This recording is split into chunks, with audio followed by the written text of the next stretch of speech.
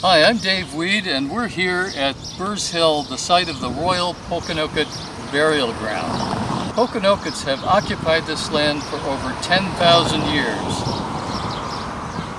And beginning in the 15th century, they began burying their dead here because it was an ideal place.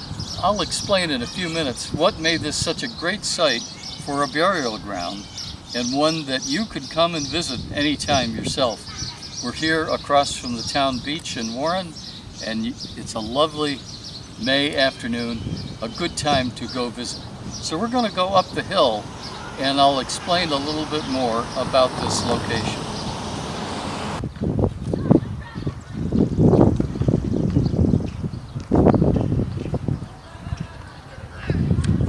The history of Burr's Hill goes back over 10,000 years, when this land used to be covered by a mile-high thick sheet of ice during the Ice Age.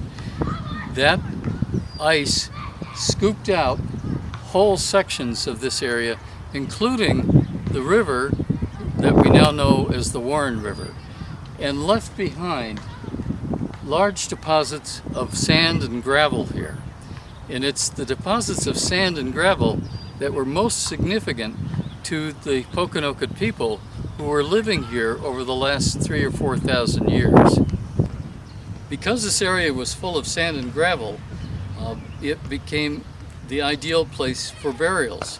The native people could easily dig here and bury their dead so that they could be facing west for the setting sun across the river.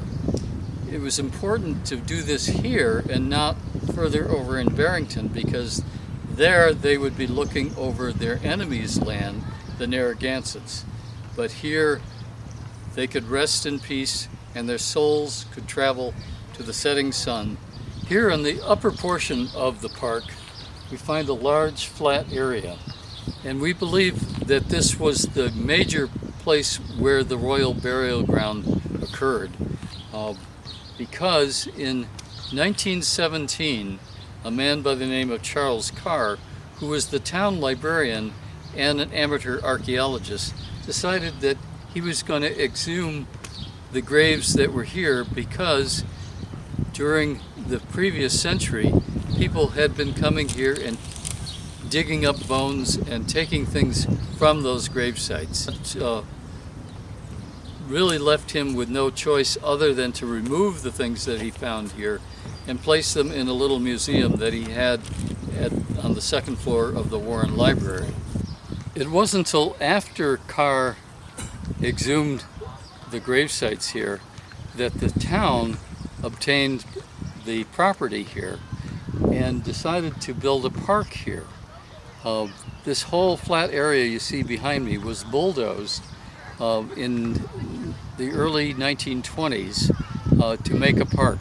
Prior to that time, it was also filled with rolling hills, and many people ask whether the hills that you see here were really Indian burial grounds. The Indians, the native people here, did not build mounds to bury their dead. They simply came here because they could find an easy place to dig for their graves. So what you see here today is the work of the Works Progress Administration later in the 1930s, when they built much of the park and the town beach. In May of 2017, tribes from the east came here to rebury over 600 items that were taken from the graves that Charles Carr dug up in 1917. And in a ceremony, they were able to rebury those items in a vault underground underneath this monument, never to be disturbed again. The whole history of this burial ground continues because it continues to serve as a burial ground today. And among those items in the burial was a copper chain necklace that we know Ed Winslow, the pilgrim from Plymouth, gave to Usamequin. he would not have given it to anyone else, and it was buried in a grave here.